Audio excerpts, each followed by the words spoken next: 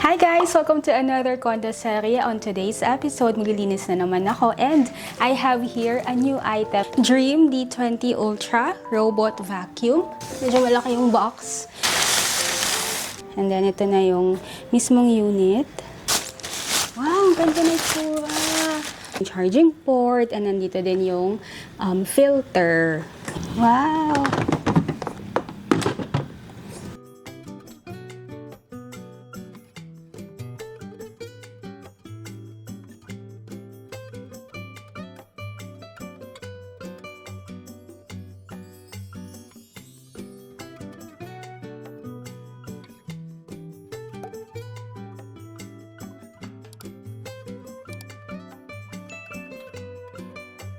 Next step is to download the app, Dream Home app. Mas madali mo siya makakontrol. So, pwede sa iPad, pwede din naman sa phone. Na-download ko na yung app and then scan QR. So, kaya yung QR code. Mabuksan lang to. Ayun. Scan. Ayun. Tama. Ang ganda na itsura. So, kailangan ko na siyang i-connect dun sa base. Remove before use. Place the robot in the base station. Hold the power button for 3 seconds. 3. Welcome to use Dream Robot. Keep your Robot and device. phone connected. Please return to app to wait for the result. Wow. Used water tank, clean water tank. So for first time use, lalagyan ko muna ng tubig. So finally, na-connect ko na sa phone and ready to use na. Dito ko muna sa NetApp sa tabi ng TV para mas madaling i-charge. Bago gamitin itong D20 Robot Vacuum, kailangan daw gawin, i-clear muna yung space, especially kung may mga ganito. So toys ng dog. And then yung mga cord, syempre for safety, para din hindi magtangle. So, linisin ko muna. Ito kasing dog ko, si Loki. Yan, yung favorite niya. Minsan nagigising ako, dami na nakakalat na itong mga toys niya. O, dali, kunin mo. Up, up ka, up, up, up. Wow, very good. Sige, dun ka muna. Yung mga gamit, mas maganda din kung nakapwesto na siya para mas ma-recognize ng robot kung saan talaga yung parang route niya. Ganon.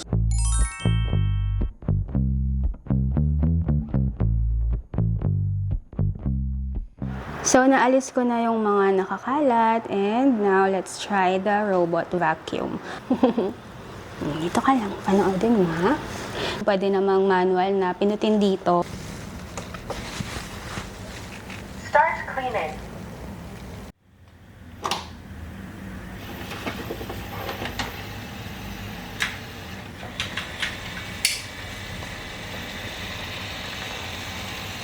Or pwedeng dito sa phone, sa app. So, start and press clean. Start cleaning. Kaya, tingnan mo. Start cleaning mop pad.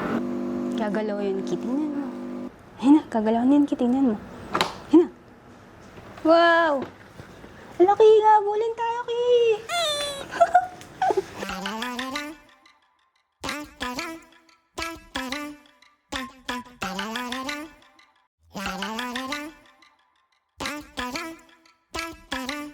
Maganda dito, may sensor siya, so umiiwas ng kusa sa mga gamit and umaabot talaga yan no, sa mga sulok, sa mga pinakadulo. Kasi diba dyan din madalas naiipon yung mga alikabok. So yun yung isa sa nagustuhan ko sa kanya, hanggang dulo talaga. So, dito ako, yan. Minto naman kusa. Pumasok sa ilalim ng table.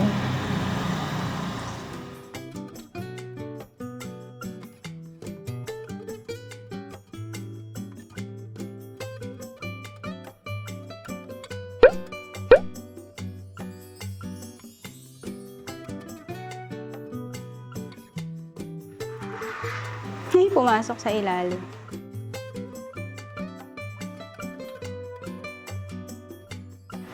Tinaanan si Fluffy.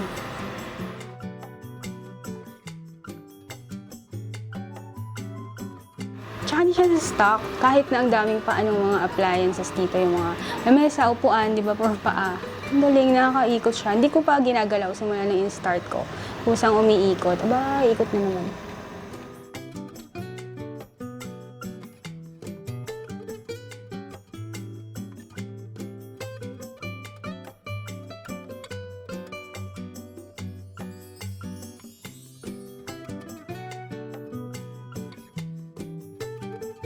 Mas maganda talaga kapag walang mga obstacle.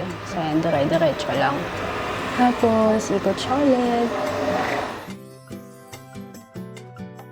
Mahina lang yung tunog niya ha. Sa video, siguro parang malakas dahil naka-microphone ako. Pero in person, as in ang discreet, ang tahimik. Cleaning completed. Returning to the dock to charge.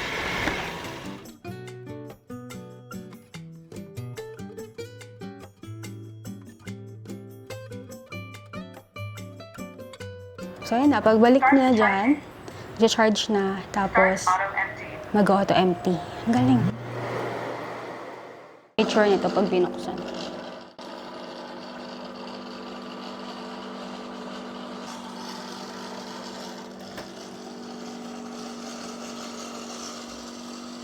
So, kung meron ka namang carpet sa kwarto or sa sala, let's try kung anong mangyayari.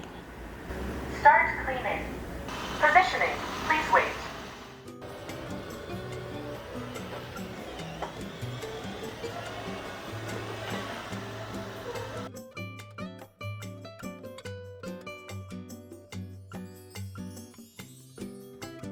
Ang galing. So, as you can see, kaya niyang dumaan sa carpet and babalik na sa floor.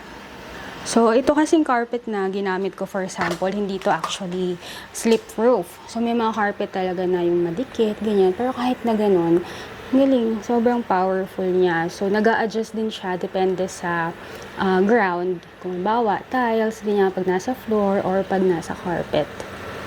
And this time, susubukan ko naman sa iba't ibang mga dumi sa bahay na pwedeng, diba, galat sa floor, halimbawa mga tissue, especially pag may dogs ka, yung mga dogs ko favorite mag-shred ng tissue, munggo, bigas, halimbawa nagluluto ka, diba, tumatapon konti, and water. So ito, water lang to, nilagyan ko ng blue food color para lang mas kita. So we will try. Positioning. Please wait. So, una niyang dinaanan yung tubig. Yan, medyo kumuloan ng konti. Pero as you can see, yung mga dinaanan, talagang nakuha na yung water. Ang maganda kasi sa robot vacuum na to, hindi lang siya para sa mga dry, mga tissue, mga bigas, even sa water. So, it's wet and dry vacuum. So, hintayin natin, balikan niya. Umiikot pa. Ayan na. So, pagbalik niya, nakuha namin yung mga bigas.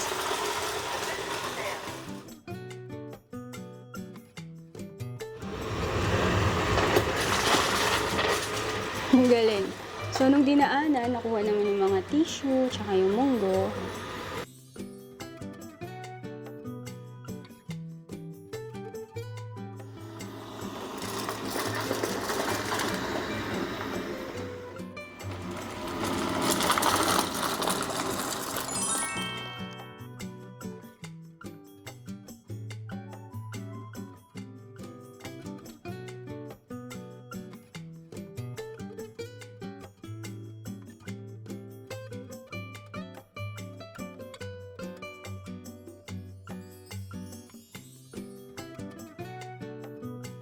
Pagkatapos gamitan, hindi na to kailangan intindihin kasi up to 100 days hands-free na hindi kailangan isipin kung magkakaroon ng odor o ng mold kasi automatic yung dust emptying, automatic din yung mop washing, automatic hot air drying, and automatic water refilling. So nakakagaan talaga to ng buhay, lalo na kung halimbawa may anak ka, di ba? Pero gusto mo malinis yung bahay lagi pero wala ka ng time, or kung nag-work ka, lagi ka sa labas, ganyan, pero gusto mo pag uwi mo, malinis ang bahay. So, ito maganda kasi nga, pwede mo siyang i-control sa phone. So, halimbawa, kagabi, di ba, late ka na kauwi, tapos ngayon maaga ka na naman umalis ng bahay. So, pag uwi mo, gusto mo malinis yung bahay, pwede mo siyang i-connect dito sa phone, and then, nakita mo naman, so automatic siya naglilinis, automatic din bumabalik. So, maganda lang, bago mo siya gamitin, maayos. So, wala nang mga kalat, para wala din siyang mga obstacle. Dito pa pala, guys, ito yung dust bag niya. So, nung nakuha ko to, naka-attach na,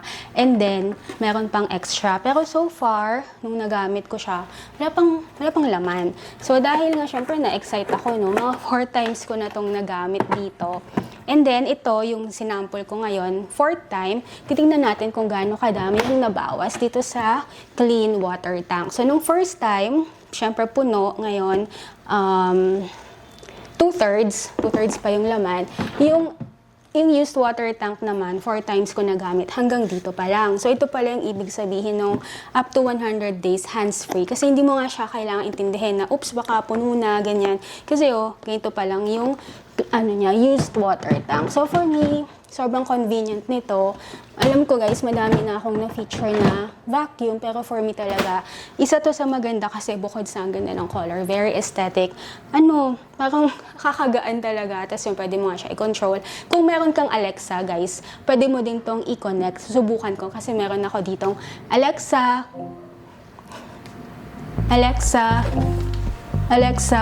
what time is it? Good afternoon, Christine. It's 2:17 p.m. Welcome to Dream Robot. I'll explain a couple of things you can do and keep in mind. You can ask the vacuum to start or clean a specific room via the voice command.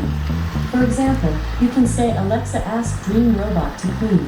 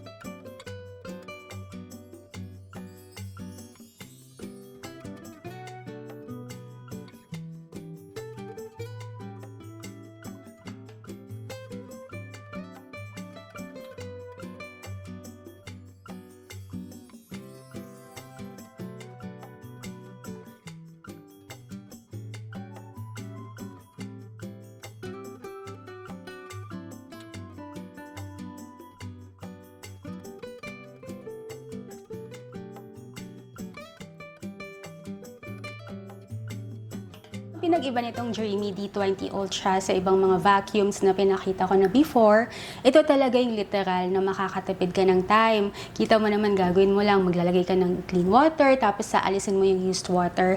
Tapos up to 100 days, hindi mo na siya kailangan isipin. So, you have more time to do the things that you love para sa family mo, sa work mo, kung lagi kang umaalis ng bahay. Kung meron kang hobby na kailangan lagi kang lumalabas, tapos gusto mo pag-uwi mo malinis ang bahay, sakto to. And kung parehas tayo na living alone, tapos may mga pets ka din or para sa mga parents na may bata sa bahay. 'Di ba ang daming pwede sa ganito? Ako naman nagustuhan ko yung sound niya, sobrang discreet talaga, ang tahimik. Tapos maganda siya, color white. So if you ask me ano yung downside, siguro kung magiging honest ako, medyo malaki lang siya. So kung nakakondo ka or maliit lang yung space, medyo malaki. Pero ang pwedeng gawin mo dito, lagay mo sa corner o kaya kung may table, lagay mo na lang sa ilalim. Basta importante lang malapit siya sa power outlet. So yun lang yung napansin ko na downside. Other than that, sobrang ganda. So, available to sa Shopee, Lazada. So may link sa description box. Pwede mo ding i-follow yung Dreamy sa YouTube. So, meron din silang YouTube para makita mo yung mga videos nila. And of course, Facebook, Instagram, TikTok. Follow Dreamy for more information about their products and kung meron silang mga promos soon. So, hope you enjoyed this video, guys. Check out description box. And I will see you next time. Bye, guys! Ganda, no? Ganda na itsura.